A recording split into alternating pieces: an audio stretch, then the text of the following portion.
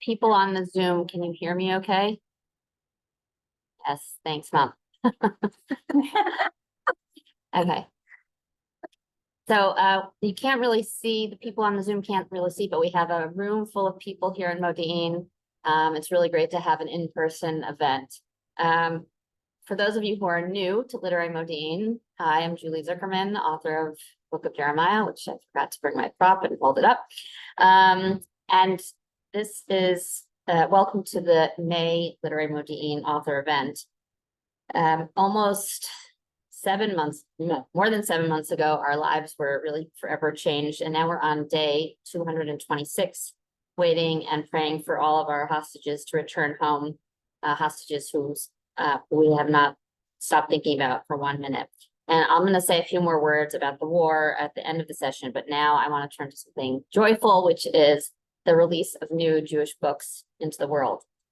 Literary Modiin began about 5 years ago. This is our 49th event. It began pre-pandemic and then switched to Zoom, which is how we have many of the people on Zoom today. And then since COVID, it's not over, but we kind of sometimes gone back to having in-person events. So I'm really happy to have this hybrid event. And I hope the microphone is working so you can hear us well on the Zoom. I'm committed to keeping Literary Modiin free for everybody, but occasionally I have some costs. So if you want to support the series in some small, tangible way, tomorrow when I send around the recording, there's a little link called Buy Me a Coffee, which doesn't really go towards my coffees. Maybe sometimes does, but goes towards offsetting some of these costs. The format of today's event for everybody who's new here is that each author will speak for about 15 minutes. And then after all three authors have gone, we'll open it up to questions. So everybody on Zoom, if you have any issues, you can put it in the chat to me. I'm also like kind of monitoring the chat from my phone. And that's it. You can put questions in the chat. We are not broadcasting this live on Facebook, unlike other events, but I don't know, wasn't working right. But I am recording this, and tomorrow I'll put the recording up on YouTube. So let me introduce our first author, Israel-based Gila Green. There she is a Canadian author of 6 novels and dozens of short works. Her latest thriller, With a Good Eye, features an ordinary heroine, Una Levy, with extraordinary problems, a narcissistic mother who lies about everything, and a father who suffers from PTSD as an Israeli war veteran. The Levys jump from financial crisis to financial crisis until in one split second, someone enters their lives and throws them into the biggest crisis of all. The novel explores the question, do any of us ever really leave home? It's for whoever has had to live a double life to survive. And her next thriller, The Inheritance, is forthcoming in 2025. And this is Gila's second time at Literary Modiin. She was at one of the in-person events back in 2019. Yes, and she's featured, picture of her is featured on the Literary Modiin homepage of my website. Oh, yes, sorry, okay. No, the microphone is for the recording. It's not for the people in the room. So I'll have to speak up and can you hear me? Yeah. So I really appreciate Julie inviting me back for the second time. I can't believe I was here, not here, but at Literary Modiin in 2019 and how, wow, that has flown by. So I'm here to talk about my latest book, With a Good Eye. It's out directly from the Montreal publisher, and then it'll be out in general from August.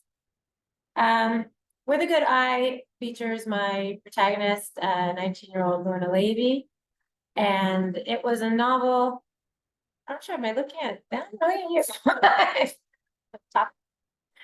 It was a novel that I actually worked on for quite a number of years. It was one of those, if you're a career writer, or maybe even not, even a first-time writer, probably most of us have a manuscript that we sort of work on, and then it's just not working, and then we try it again, and it's just not working, and we start thinking, maybe I just can't do this.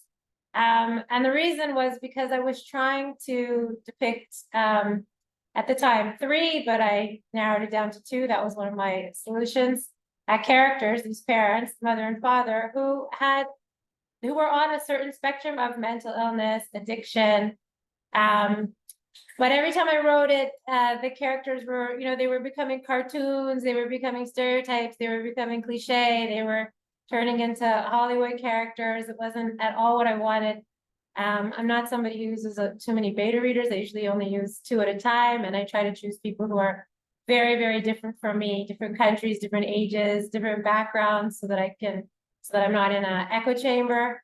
And it just wasn't working. It was just that word too, that TOO. They were too mean, too this, too unrelatable, on and on. So I would like put it away. Maybe I can't do this. Maybe I'm too close to the material.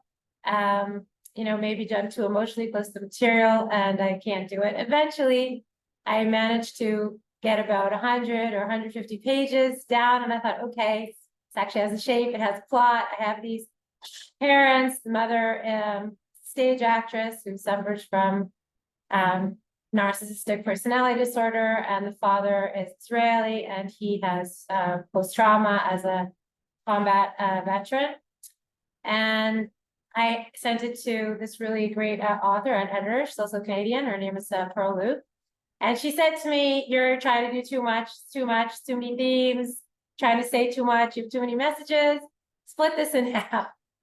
So that's kind of devastating, right? Because you had 150 pages that took you like 7 years to get, and now you have 70 pages. You're sort of going all the way back, but it turned out to be the actual perfect medicine for this manuscript. And I narrowed it down. I had fewer characters, fewer family members, and I managed to just say, what's my message in this book, which was about how do teenagers cope who have to be, I think the psychological term is adulted, adultified, adulted, like you have to be the adult. Because there are many, many books about from the perspective of the person who's suffering. There are a lot of books, all kinds of books, fiction, nonfiction, written by therapists, written by, lay people about their actual suffering of whatever it is, whether it's, drug addiction or alcohol addiction or whatever they're suffering from. But I'd never really come across too many novels, and I'm a huge reader, so I should have come across by now. From the perspective of the kids, how do the kids cope with parents who are, they might be high functioning in terms of, there's a roof, there's food, there's, they're not on the street, but they're not functioning as parents. They simply cannot fulfill their responsibilities as parents. They're incapable. So what are the kids supposed to do? I very much wanted those people, whether they're adults now or whether they're still teenagers, to be heard, to have a voice.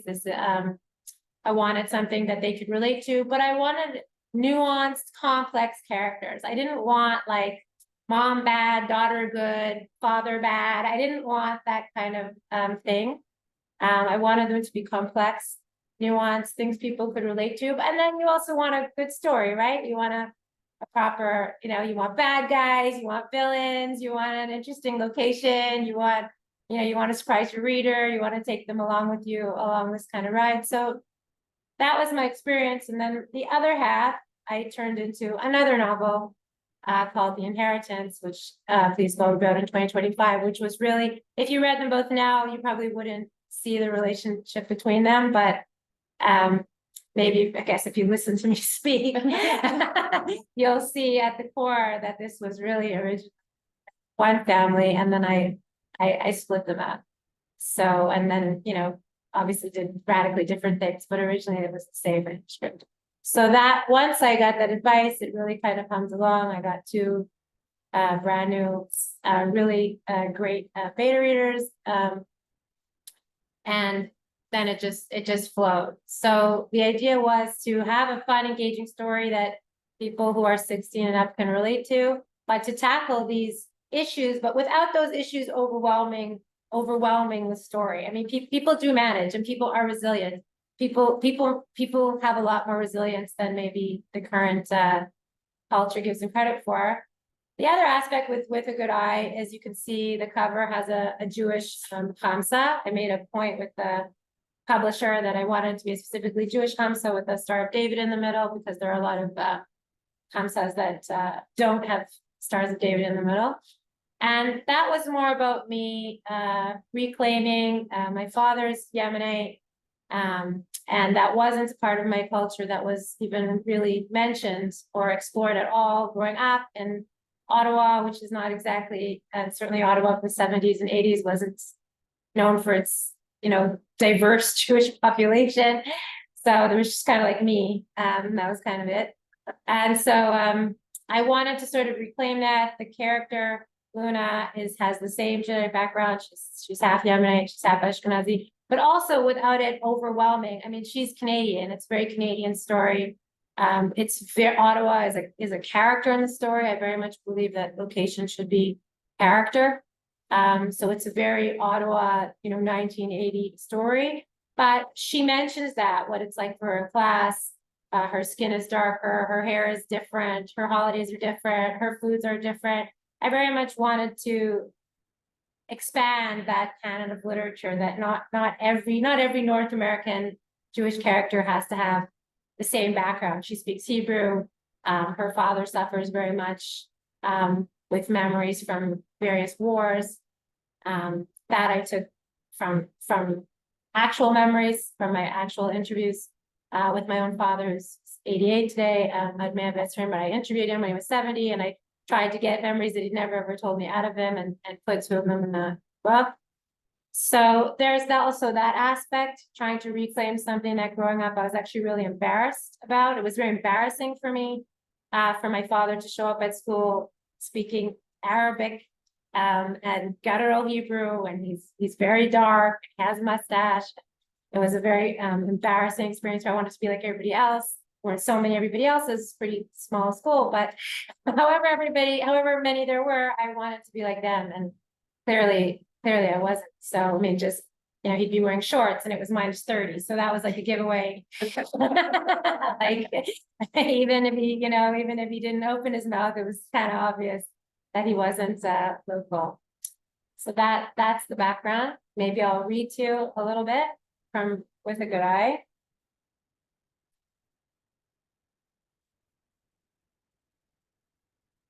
This is really very much the beginning. This is from chapter 1, so I don't have to fill you in too much.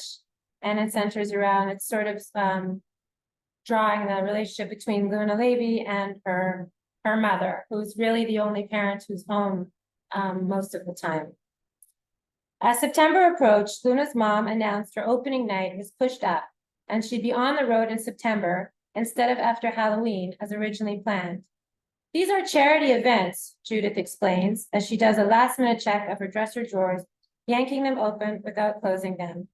That nursing home wouldn't survive without us. We got them a whole new floor last year. I'm sure they're very grateful, Luna says. She eyes her mother's bedroom, the dirty laundry kicked into the corner, the unmade bed, the empty coffee cups and crumpled napkins. The room permanently smells of baby powder-scented deodorant and stagnant air.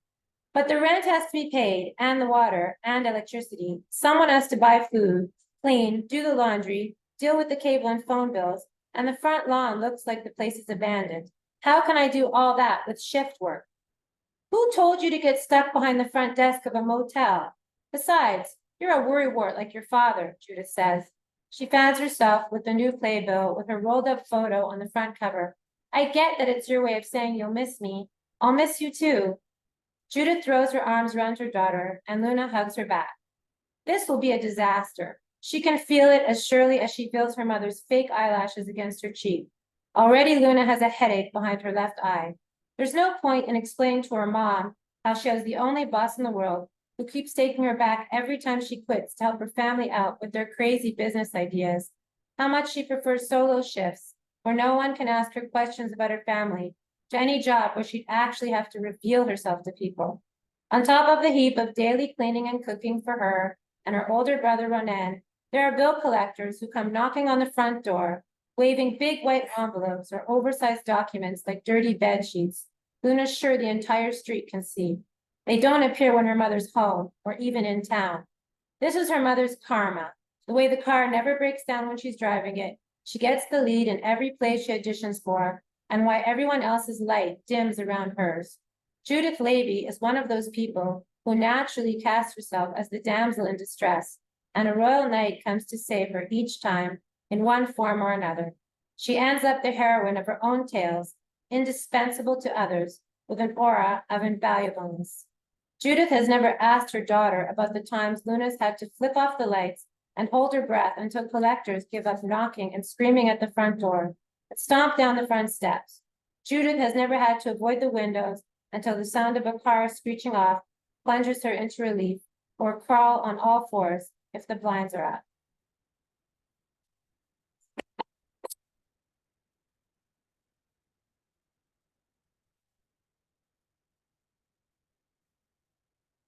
Checking the chat because I see I missed some things.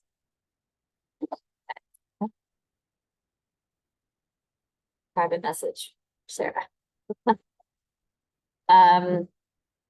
Okay, so I'm now going to introduce our next author.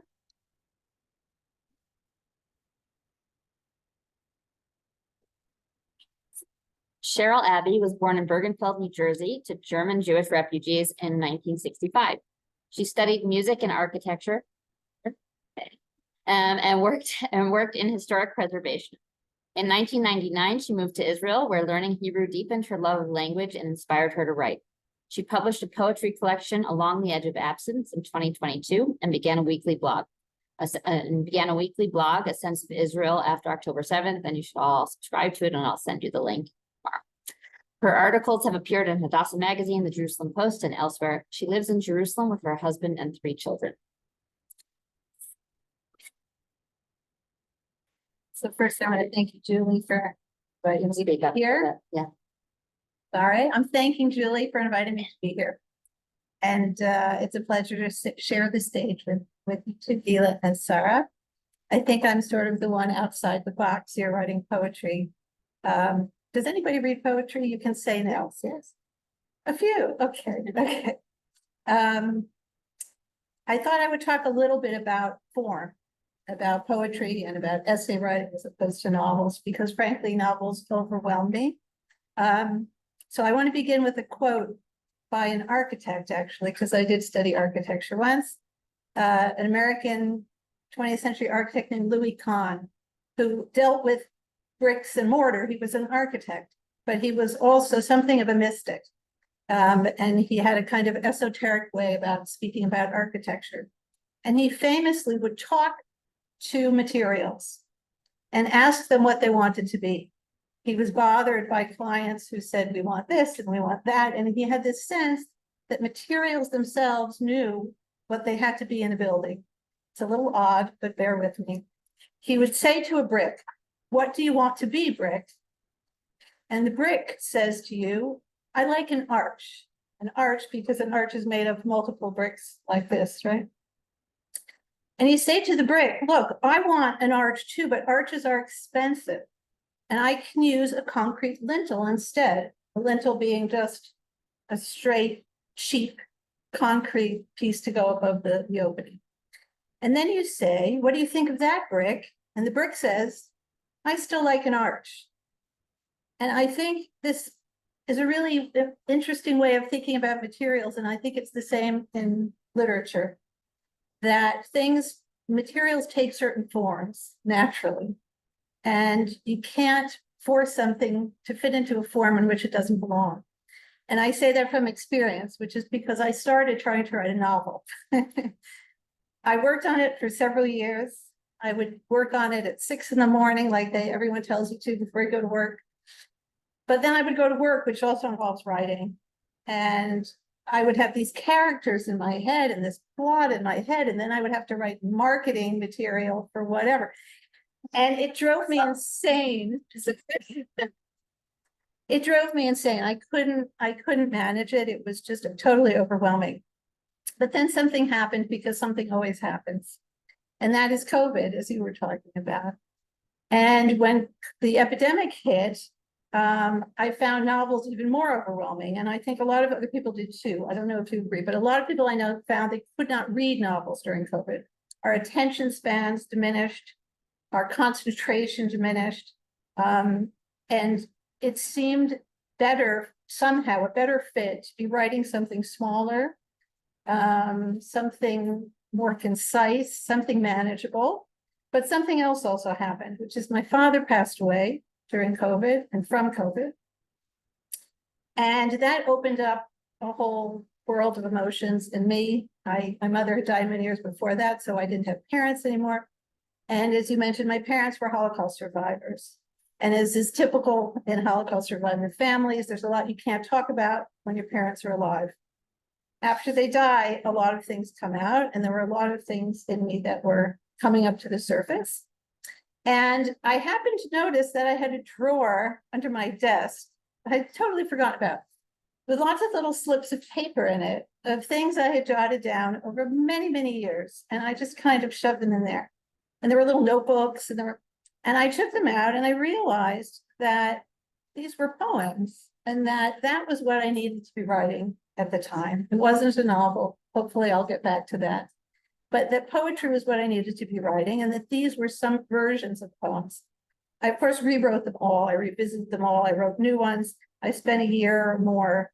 But poetry was the form that my writing needed to take at that time. And so I then published this collection called Along the Edge of Absence. It has 4 chapters. The first one is called Eclipsed, which is a series of poems about my childhood and issues around my parents being Holocaust survivors. The second is called Tending, which has to do with motherhood. The third chapter is called Turning, which is about life in Jerusalem, scenes and seasons in Jerusalem, because I've lived here for 25 years. And the final chapter is called Sitting Backward on the Bus. And that involves trips I took alone and with my kids and with my family to Germany and to the Netherlands, where my parents grew up and were rescued during the Holocaust. And that was a very provoking experiences.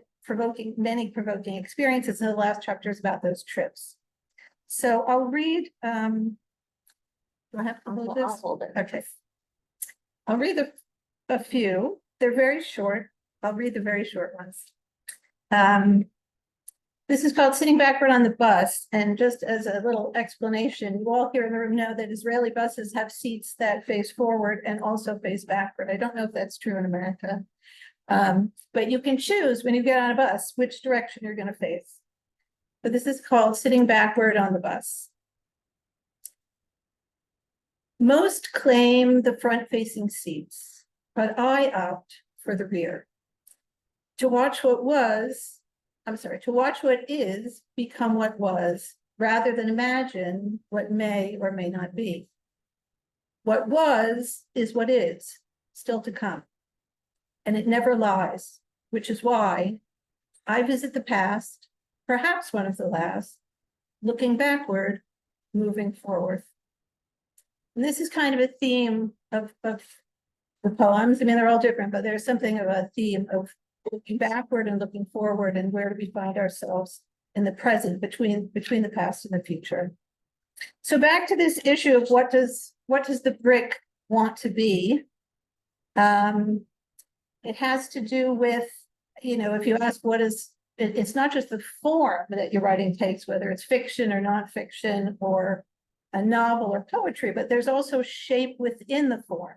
So a novel has chapters, and you figure out as you go how many chapters and how long they are and all of that. Poetry, of course, has stanzas and a rhyming scheme or not a rhyming scheme, but there's structure within the form. And so even within the form of poetry, you have to kind of find what is the shape this wants to take, and what's the shape the words want to take, and how do you make music, because poetry is really about language and music combined. And so I'm going to read a very short one, because this is an example of, I was driving my daughter somewhere in a car. There was an enormous storm brewing, and I was looking out the windshield. That's what inspired the poem. But as I wrote it, I spent a very long time on it, and it had 1,000 details, images, and I saw a woman crossing the street, and who was she? And she was taking her daughter to a ballet. But it had all, and it didn't work, and it didn't work, and it didn't work. And it got pared down, and in the end, it's 6 lines. But I think somehow that's the shape it needed to take. So I'll read that. It's called At a Red Light. At a red light, left to right, storm clouds slide across the windshield. The wind churns, the earth turns, somewhere stars burn and galaxies expand. Mother and daughter cross the street hand in hand. This I understand. So to take that even one step further, because I was writing these poems during the COVID epidemic, I also believe there was something going on in the air there at the time that had to do with breath. I didn't see it then, but as I look back on what I wrote and I've talked to other people, I found that because COVID somehow had to do with an inability to breathe, somehow the rhythm of my writing changed in that time. And I didn't, as I say, I didn't know at the time. But as I look back, a lot of the poems sort of are in one quick breath, or they'll very short, very short lines and no punctuation. Or there was something odd going on. I can't explain it to you. I have no explanation for it, but I do think there was something going on at the time that had to do with how we breathe, and how we breathe has to do with how we recite poetry, how we read it, how we write it. And so I'll just read one that is one of these poems that somehow came out in one breath, and it's called Resuscitation. And I'll just note, I'm assuming for all Jewish listeners, but maybe not necessarily, on Yom Kippur, the Jewish tradition is that we bang our chests, right, for transgressions of the year. So that's the image comes from that. Resuscitation.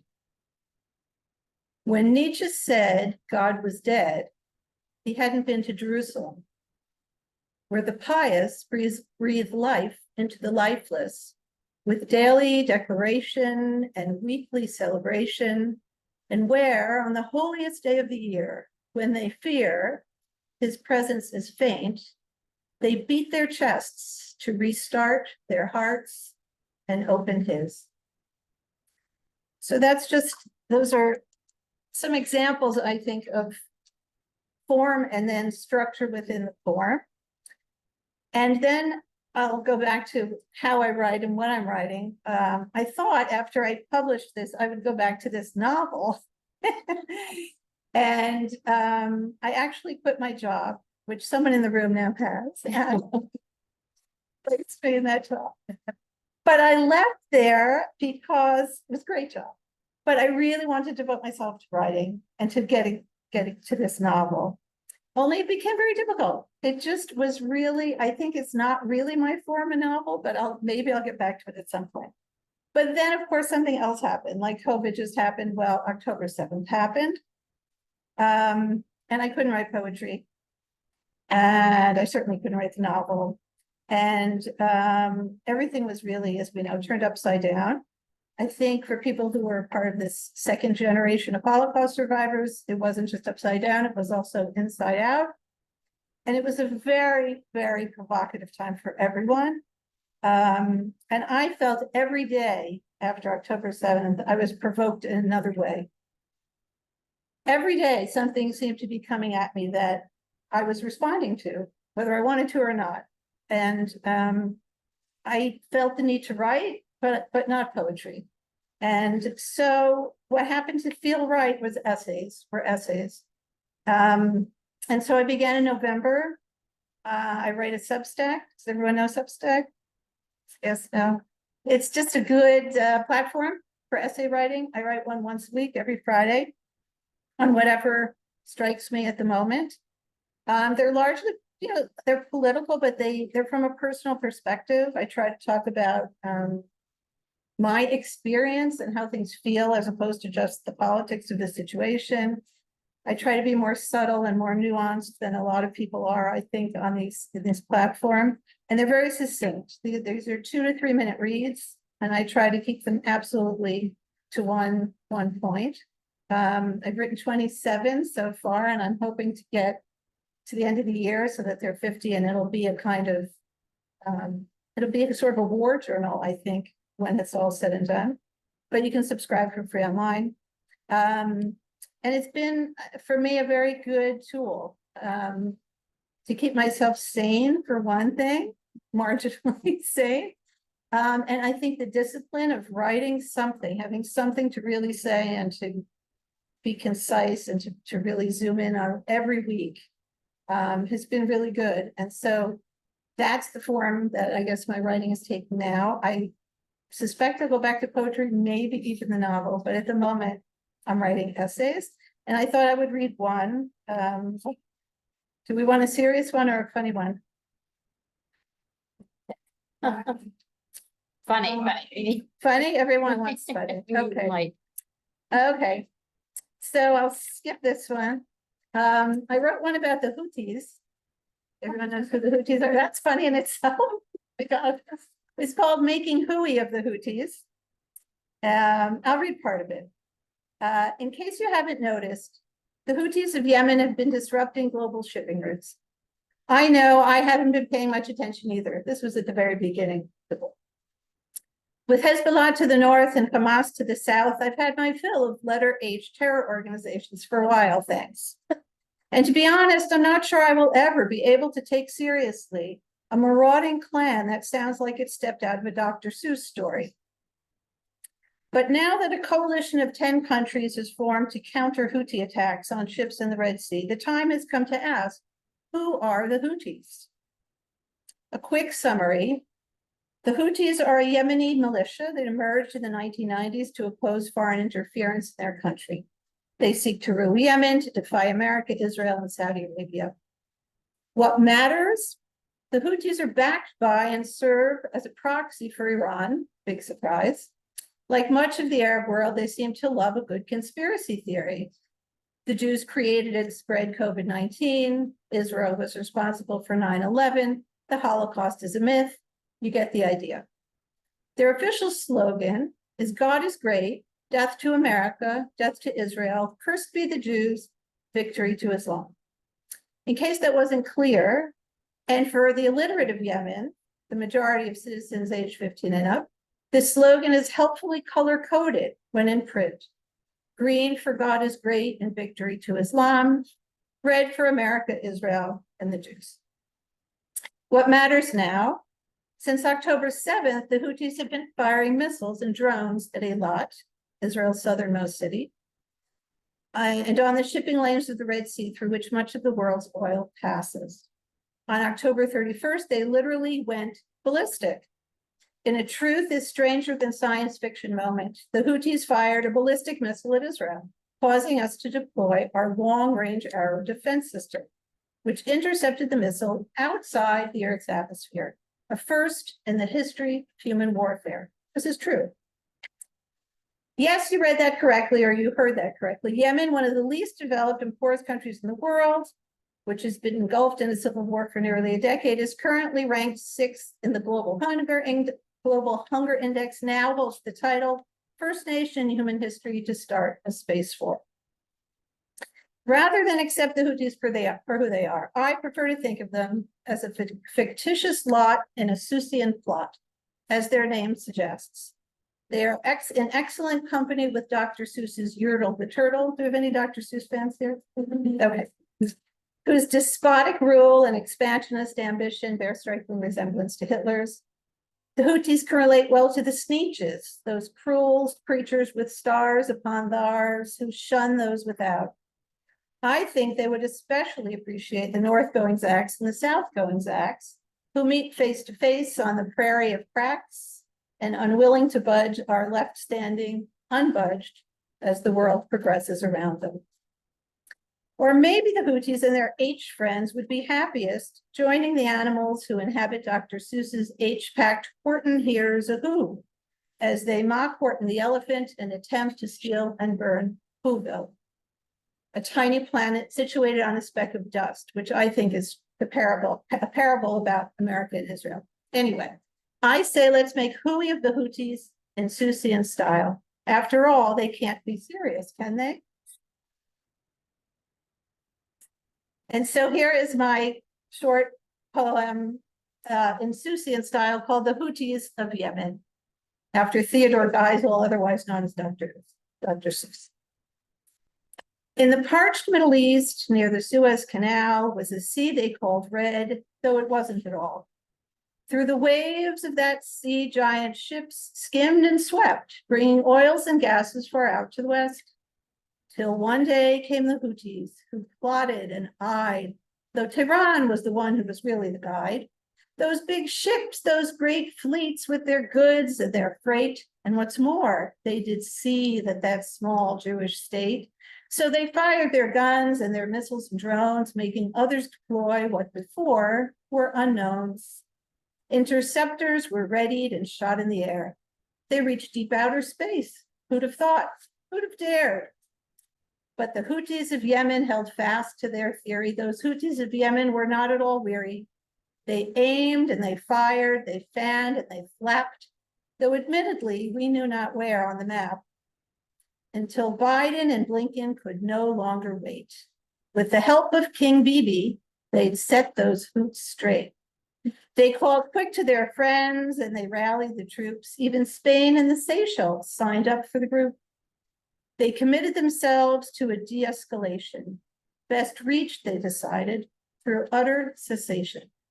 And that meant a purge to a place far away, via tickets marked plainly, valid one way. But what's more, they agreed, because they had their own druthers, to throw in Hamasniks, Hezbollah, and others, Islamists, jihadists, extremists, our own, to put all the no-goodniks in an H-letter zone. And from there, they can scrimmage and skirmish and scuff with each other. That's right, because we've all had enough. And the world's other peoples that start A to Z, just not H, will be safe, will stay sane, and live free.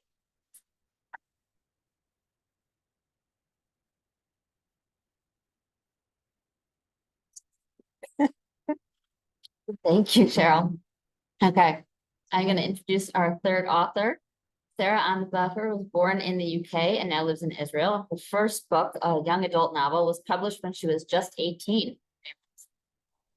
She has written 7 books, including Far from the Place We Call Home, a historical novel about the Kinder transport, which was written under her maiden name, Ayuni, and A Passage from Aden, both of which she spoke about at literary Modiin events. The Passage from Aden was based on her experiences working at the Aden Jewish Heritage Museum in Tel Aviv. Her latest novel, Wave After Wave, is a historical novel based on a true story. She is. So I'm going to turn the camera over. I can hold the thing. So, first of all, thank you so much for having me. Really appreciate being here. Also, such wonderful company. And there's actually a little connection between all of us, which I'm going to explain in a minute. Kind of. Sure. So I'm here tonight to talk about my latest novel, Wave After Wave. To give you a little bit of background to it, it's the story of a young woman from Vienna who, at the start of World War II, is stuck in Vienna until her cousin finds a way out. A dangerous journey, traveling down the Danube on paddle steamers, and then to transfer onto ships and try to make it to Israel, which at the time was under a British mandate, and trying somehow to beat the blockade. And this is actually based on true story. This really happened. The characters are fictitious, but the story is based on the largest convoy of Jewish refugees ever to travel down the Danube during wartime. There were 4 ships, or rather 4 paddle steamers that traveled down the Danube, and then those passengers transferred onto 3 rickety ships. The story came about from a conversation. And this is where the connection comes in. I work in a museum in Tel Aviv, the Aden Jewish Heritage Museum, which is a museum that tells the story of the Jewish community of Aden, which was once a British colony. Today it's part of Yemen. And it's in the news a lot. But the story came about when an elderly woman came into the museum, who was a young woman, had lived down right by the coast, right on the shore, between Yafa and what's today Modiin. There used to be a few old houses there. Today that area is, I believe, Charles Claw Park. And she told me a story of how a group, or rather a ship of Jewish refugees were trying to beat the British blockade. The ship docked a little bit away from shore, and the refugees swam to shore, and the residents of these homes took in the refugees, gave them dry clothes, they mixed up with the local population. So when the British came, they didn't realise who was who was just come off a ship and who was living there. This is one of the stories I collected over about 2.5 years after I started working at the museum, and that is a whole story in and of itself. And actually it was during Corona when I started compiling these stories into a book of short stories. And it was that little short story, as I was doing research on it, that I came across another story. And that was the story of the Atlantic, which became this novel. And the story was something I'd never heard of before. It inspired me, and I knew that was going to be the next novel that I wrote. And I started off, I was still working on another novel, so I started off for about a year doing research on this story. Enthusiastic. The more I learnt, the more I realised how big the story was, and got a little bit daunted, but continued, and I persevered, and it was 3 years of research and writing in the making. It involved speaking to some of those who were on the ship as children.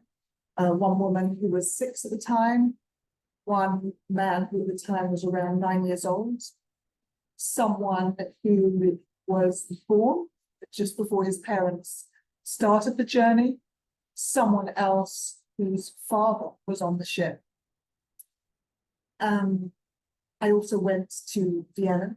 I went to Bratislava, which is where the story begins, to trace and visit some of the places that feature in the story. I read diaries. And I started writing this novel as if I was writing through mud. As I said, the events are true, but the characters are fictitious. And it was trying to learn who these characters are. And I started the first chapter of this novel, it must be at least 5 times. Usually, people will advise you to not start the novel too early, start where the action is. And I realized I was starting the novel actually too late, that I was starting where Lily, this main character, is preparing to leave Vienna. And I realized that I had to start at the very beginning. The incident that really brought home why they had to leave. And that was Kristalla. And it was a matter of really learning what happened in Vienna.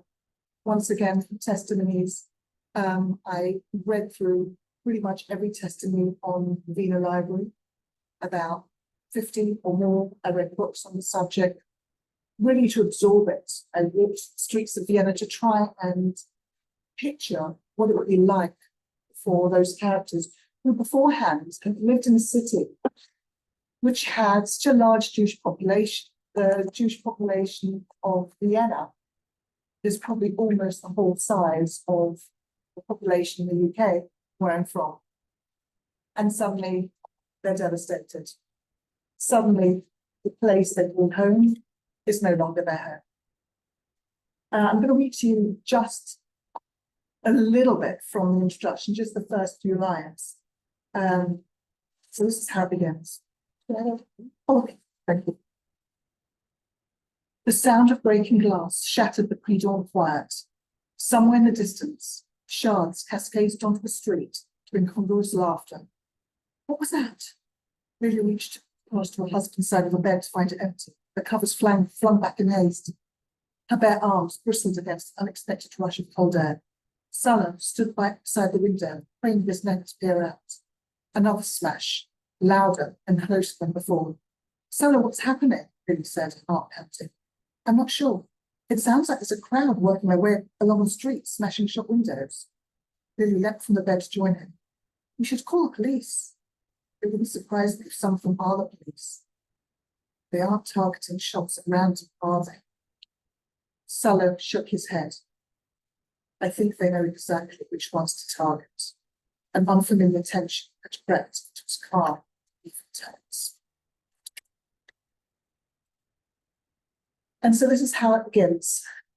Suddenly they are a target and realize more than ever they have to get out.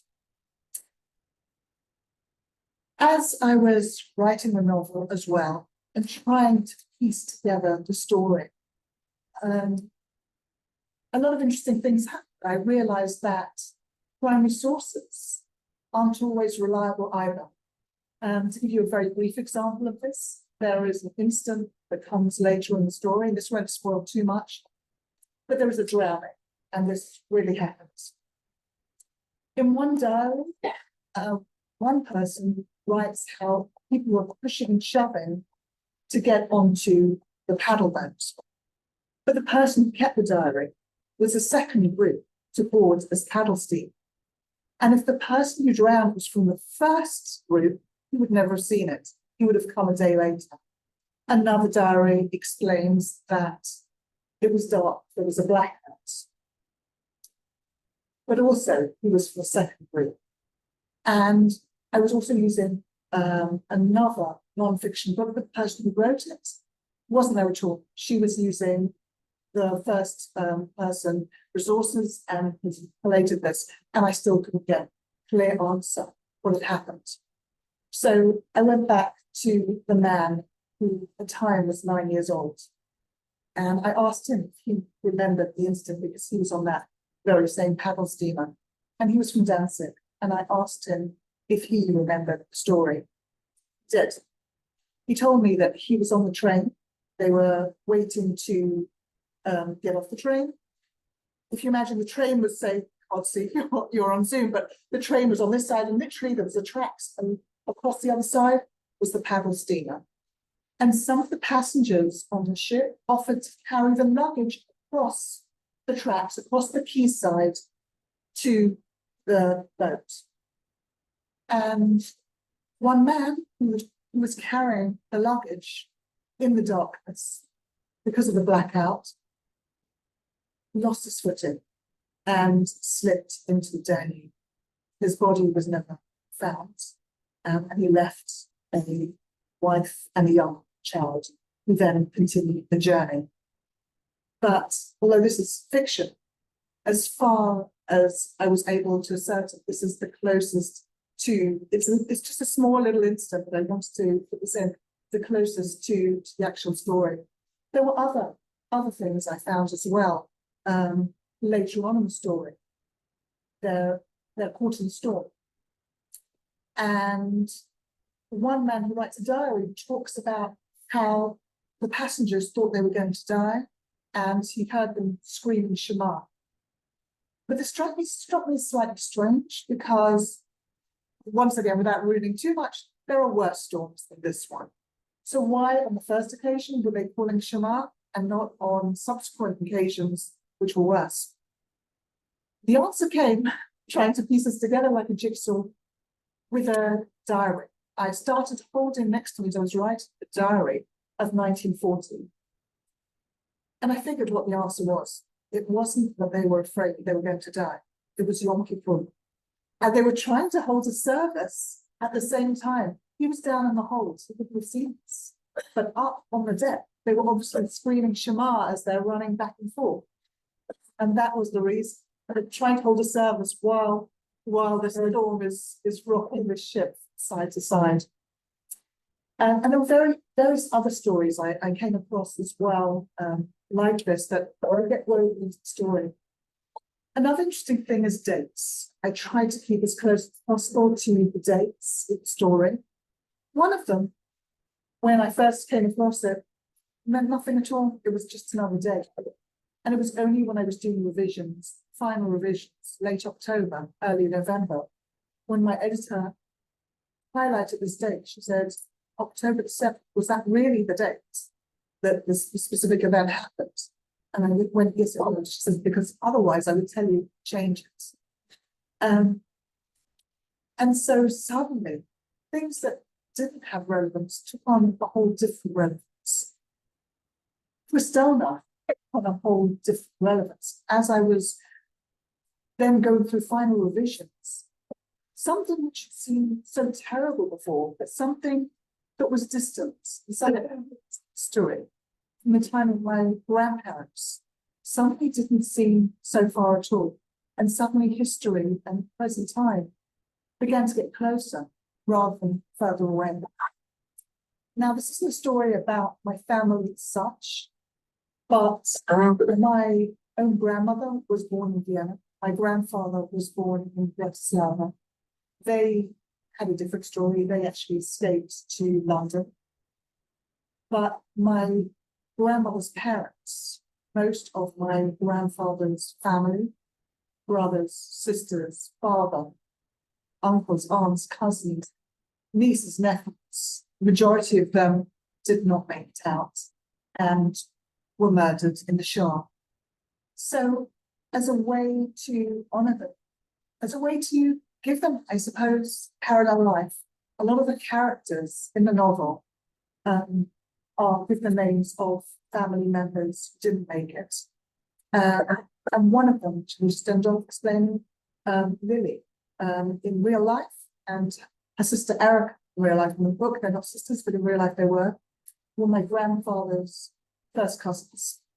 And in the novel, talk about a place called the Tronka, which was where some of the Jews were held for a short time until they were eventually able to board the boats. But 2 years later, that same place, which is not part of the novel, but I discovered as I was doing research, was used as a holding camp for those Jews who were then sent to Auschwitz, including my grandfather's first cousin Lottie and her two sisters, Lily and Erica, who did not survive their life. And as part of my research, I traveled to Bratislava with Sheryl, my husband, was there, and we visited the Tronka. So it was a moment of visiting the past, but also something that very much was linked to it. There's too much really to talk more about this, but what I will say is, if you are interested more in the background to that, some of the old stories, I do have an ebook which I've put together, and that's absolutely free. And you can just visit my website, which is my name, Ansbacher.com, and you can get the book, and that does have stories, a lot more stories of the research that was involved with writing this novel, and also a lot of historic pictures and pictures that I took along my research journey. Thank you.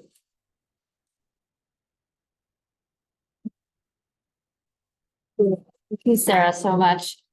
We have some questions in the Zoom, so I will take a question from the Zoom, and then people in the audience here, think of your questions. Okay, this is a question for Gila. How much of your novel is autobiographical? Can you divulge any more about the plot?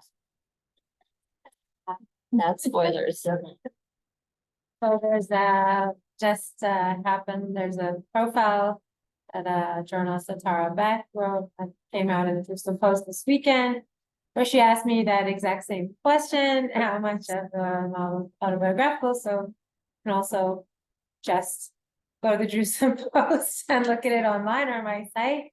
As I say, the genetic background of Luna Levy is autobiographical. She has a a Yemenite Israeli father and an Ashkenazi Canadian mother. The main sort of center of the lives of each parent is autobiographical in the sense that my mother was a stage actress. The plays referenced throughout the book, and there are obviously in real life many, many more than in the book, because it's not a memoir, and it's not my mother, you know, Rumpelstiltskin and all those plays were plays I never stopped hearing about, but I used them as metaphors for myself. Obviously, you take what you want, and my father really was a combat soldier in 56 and 67 and was 12 in Jerusalem. So he probably had just enough PTSD from that. So those are autobiographical. The rest of the plot, I made up those villains and those best friends and a lot of those crazy businesses. Basically, the plot without giving it away is that this family jumps from just bankrupt business to bankrupt business until at one point that not only is the business sort of ridiculous and not earning money, that's one thing, but actually gets involved with a bad set of characters who Luna feels her mother is so naive that she doesn't understand that these people actually have criminal intention and want to take advantage. It's one thing to have a business that earns nothing, and it's one thing to be involved with a bad group of people. And so she has to, that kind of comes to a climax. And she gets a boyfriend and there's more fun things. It's not all traumatic. But that's basically, the businesses get worse and worse until Luna just can't believe how her mother's choices, it's about making choices, how they become worse and worse. That just explodes, and you'll have to see how she gets out of that. Oops. Any questions from the audience here in the room?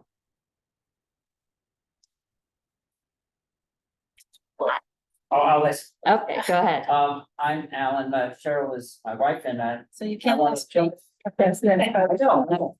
I'll repeat the question after we said. About form. So at least the part read in the opening of your story, it's in present tense. Challenging, I mean, I used to be a journalist, so I know so much about writing, but it's a challenging, I think, present tense is a challenging thing to sustain. Do you consciously select that and sustain it through the story, and why did you do it that way?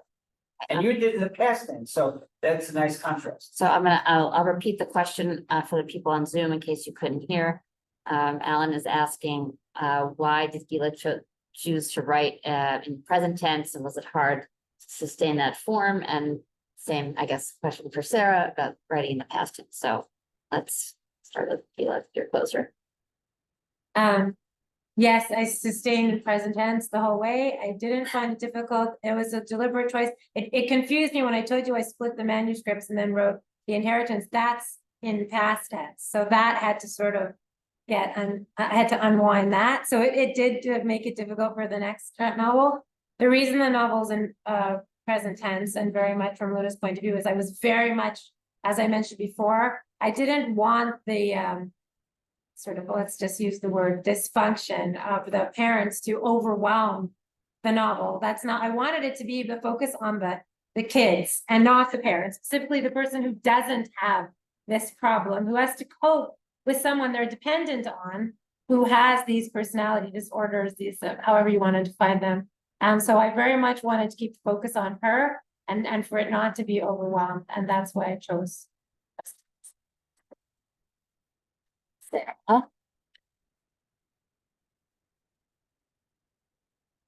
So, being a historical novel, first of all, I felt that past tense was the best form to write in, and all my other novels actually being in past tense as well. It's what I feel most comfortable writing.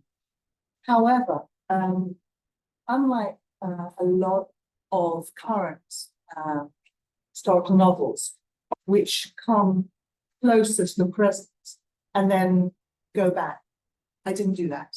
So it starts with the opening with Kristallnacht, and you're going through with the characters. Although it's the past, You don't have the future to reflect on, to guess what's going to happen. You are going with that character, with her past all the way through, and you're getting those surprises as they do. So also, although it's written in past tense and it does show the story through a few characters' eyes, it's written third person close. So whichever character is showing that part of the story, you're keeping very close to that character. So it's not jumping from one to the other. So it tends to be usually a specific scene, specific chapter will be seen through the eyes of one character. So you'll be seeing it through their eyes, but it's not through the whole novel, but it's only shown through one character. I'll just say that as someone, my current writing project, is trying to do a novel. I don't know if I'll succeed, but I'm also trying to do it in present tense. I think there's something about there's more urgency when you're writing in present tense. At least that's what I found. And I have some of my stories in my book that are in present tense, some in past tense. But yeah, I don't know, something about it makes it feel a little more urgent. And that actually leads me to my next question, which is for Sarah, because my current project also is requiring a lot of research. And I'll find that I'm like, write one sentence and immediately I go to research, and I want to keep it as close. It's inspired by, it's going to be a novel, I hope, but inspired by some true event. So I want to be as close to the true events as possible. Because every time I'm like, write one sentence, running back to Google to look up whatever, I don't know, like streets in Warsaw in 1929, or you know, what was popular and what did Jewish weddings in France in 1931 look like? You know, like I want to see the dress, you know. So I'm like, I don't know. How did you how did you separate your research from your writing? And yeah, It's a challenge. It really is. So as I said, I felt like I was writing through mud at the beginning, so I was trying to write this first chapter, and again and again and again. And then I realized I need to go back. I need to write it from Kristallnacht. And then I started it at night, because Kristallnacht, we all assume it starts at night. Except further research then showed me that in Vienna, it actually started at the break of dawn. And I found this from fire service. There was records of when they first called out the fire service to put out fires, not to protect the synagogues, but to protect their homes around. And so I took a step back for a while, and I then wrote, kind of planned with a sort of research. I think that was something like 20,000 words or so. Yes, 20,000 words or so. Putting in the main details, but also questions for myself. So it'd be, this character comes from here. What did he do? What did she do? What were the jobs? You know, what is important to put in? What isn't important to put in? I wanted to show different aspects of the ship, but how would certain passengers know certain stories unless they were involved? So one becomes a nurse, so she's able to share what's really happening from that side. One of them joins the Haganah. They had their own Haganah board. It was not people who were brought specially over from the Shul from Israel at the time, but they created their own Haganah, which the passengers volunteered from. And so I had this whole plan, and as I was writing research details, I was also planning the novel, and because it's not just the history, but you've got a journey, but you've also got each character going on a journey. So you've got relationships, you have friendships, you have conflicts. So that all has to blend in with the story. So it's not, and then they went here, and then they went here. There's fun. There's actually times when they do laugh, despite the seriousness, despite the difficult situations, there is laughter and humour. There is just, that's human nature. Some of that came late in the writing, but the sort of bare bones came initially as I sort of started doing this research, which became then an initial plan, and then I started writing the novel again. Like for that, I don't know how many times, but even as I was going through it, there were certain things I would look up on the way. Exactly. So I started think, what colour grapes do they have in? I'm not going to say where, but in a certain place, you know, just to know I've got that right. Or oh, what language would they be speaking in a certain place that other people would understand, or how would people know how to communicate, because they're going to be speaking to and having conversations with people in different places. So yeah, so along the way there's, and even just right to the end, even with, you know, even when I was doing the editing, questions would come up with my editor and ask 3 questions. It was a matter of going back to the plan, going back to the research, and how much is really important to me, because after all, it's a novel. It's not a dry history book. So anything that comes in has to be, it's interesting in it, and it pushes the story along as opposed to just dry paragraphs. So it's, yeah, it's a challenge. Good luck. Yeah. And if you need anything, just call me. Yeah, it's very, I mean, if you, for those of you who are on the line and get my newsletter, you might have seen in the May 1st newsletter, I wrote about how I was researching something, a pogrom that happened in my grandparents' shtetl, and I saw this link about not related to the pogrom, but I clicked on the link and up popped a picture of my grandmother from 1929. So it was quite amazing. So you never know what you're going to find with the research. I've been finding a lot of little bits about my family that I wasn't even looking for. Okay, we had a couple questions, questions in Zoom. Whether or not your books have discussion guides. Sarah, you have discussion guides for your books? So I don't have a discussion guide, but I have an ebook. Okay. Okay, so I don't know if you heard that, but Sarah says she's an ebook companion. Right, my other books do have discussion guides, passport control and no entry, etc. I haven't gotten around to this one yet, but I will. I Okay. actually have it posted on their website. Okay. Ellie. Question. I may have said it and I didn't catch it, but what year was the Danube journey, and were the passengers already aware of and obviously they felt that the end was no longer their home, but were they aware of how they were in contact?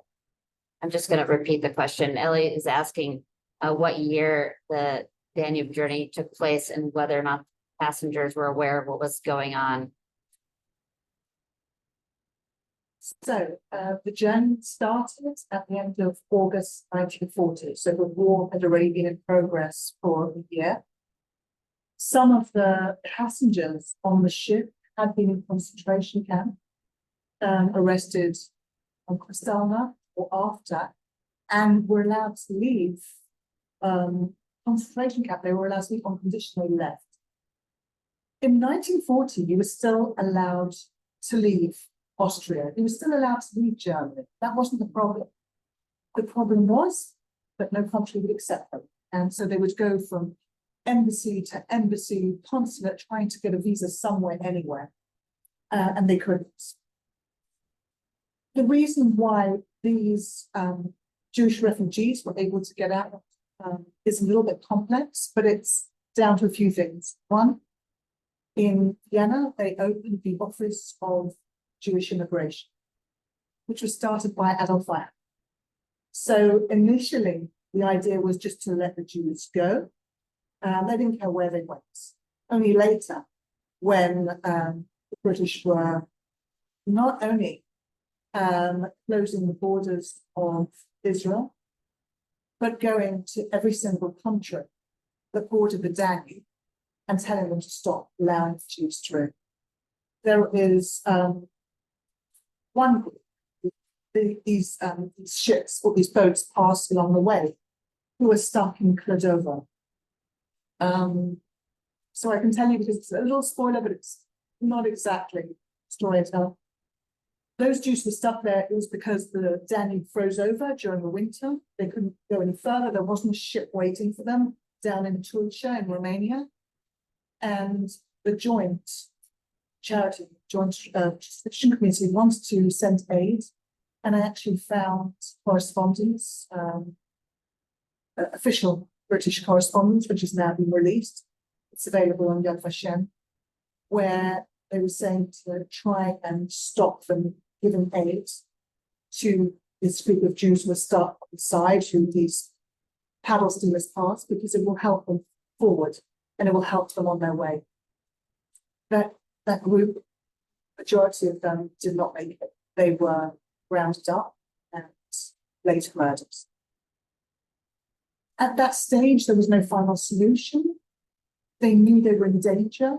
Hitler had already made a speech saying that, calling for the extermination, but no one knew whether to take it seriously or not. And so that it was very ambiguous. Some of the person who organized the physical transport wasn't organized by the FLO, it was organized by a man called Bertold Stolfer, who was from Austria. Most of the community had never heard of him. And he was working with us.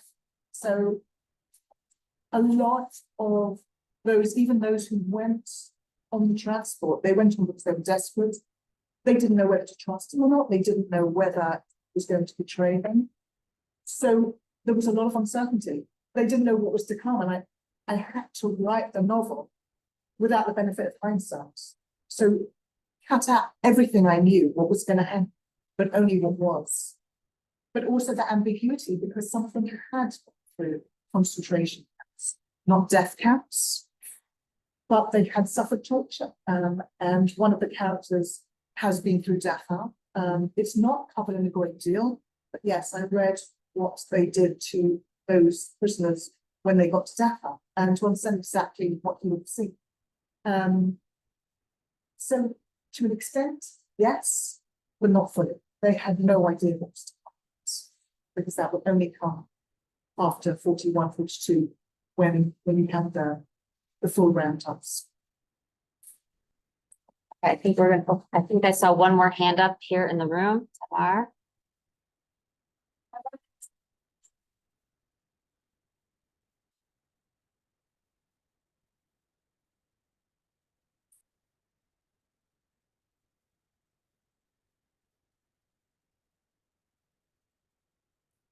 The question was for Sheryl about the essay she's been writing.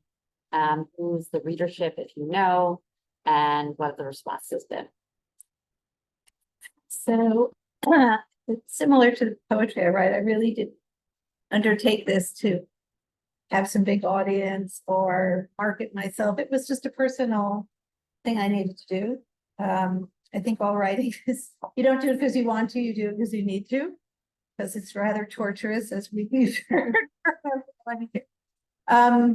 So when I started the essays, I just sent it to some family members, friends, whatever. People then apparently share it with others. And I have a few hundred people reading it now every week. Names I know and names I don't know, which is really strange to me. And yeah, people comment, people write back. I've had someone I had to stop conversing with. But no, mostly it's good feedback, and yeah, I guess people are getting something out of it, or they're finding something that they don't find elsewhere, I hope. But again, it's from a very personal place, and hopefully it speaks to people. Well, I'll just say that I came across Sheryl's Substack. Like Substack now is starting to do the thing like Facebook and Twitter were doing of serving you up content that they think you want to see. So in some digest, I got Substacks you might want to read was Sheryl's Substack, and that's how I read it. And I'm like, oh, yes, yeah, like everything she was writing, like, yes. And then I remember, wait, isn't she the one that had the poetry book that came out? And yes, and so that's how we connected through Substack originally. Before I close, I want to say that June 9th is our next Literary Modiin event that is only on Zoom, and that is with Don Futterman and Joan, who's here tonight. Hi, Don, on Zoom. And Joan Legant and Dawn Promislo, saying her last name right. I'll send the link for that with the recording tomorrow. And for the people who are in here in the room afterwards, after I close the Zoom, have a chance to buy the books. There were a lot of other comments in the chat, which I'll share with you all later, but about how wonderful your books are. So hopefully everyone on Zoom saw that. And last thing I want to end with is what we've been doing, unfortunately, in every event since October 7th. And that is going to recite a prayer for the captives, the hostages. This is not the usual one that it's a little different than the one that we have, say, in Shul. For those of you on the Zoom, you can read along with me. For those of you in the room, you just have to listen to my Hebrew. Okay. Mishiberach Avotenu v'imotenu Abraham b'Sara Yitzchak v'Rivka Yaakov Leah v'Rachel ואת לוחמנו יהושע דוד ויהודה דבורה יעל ויהודית הוא יברך את שבויי ונדרי צה"ל והאזרחים והאזרחיות החטופים והחטופות הנתונים והנתונות בישיבה וצרה. יהי רצון מלפניך אדוני צבאות שתפדה נפשם משבי ותחזירם במהרה לארצם למשפחתם ולביתם בריאים ושלמים בגופם ובנפשם, ותיתן תבונה בלב המלאים לשחרורם, ותיתן רחמים בלב שבוהם, ויקוים בהם הכתוב, כל ברמה נשמע נהי בכי תמרורים רחל מבכה על בניה, וענה להנחם על בניה כי איננו, כה אמר אדוני, מנעי קולך מבכי בעינייך מדמעה, כי יש שכר לפעולתך, נאום אדוני ושבו מארץ אויב ויש תקווה לאחריתך נאום אדוני ושבו בנים בנות לגבולם. That is from Yirmiyahu, book of Jeremiah, the original. Thank you everybody who joined on the Zoom, and I will send out the recordings and all the links so you can subscribe to Sheryl's Substack and get Sarah's ebook and get Gila's recent interview in the Jerusalem Post and her website. Thanks everyone. Besorot tovot, and have a good day or night wherever you are.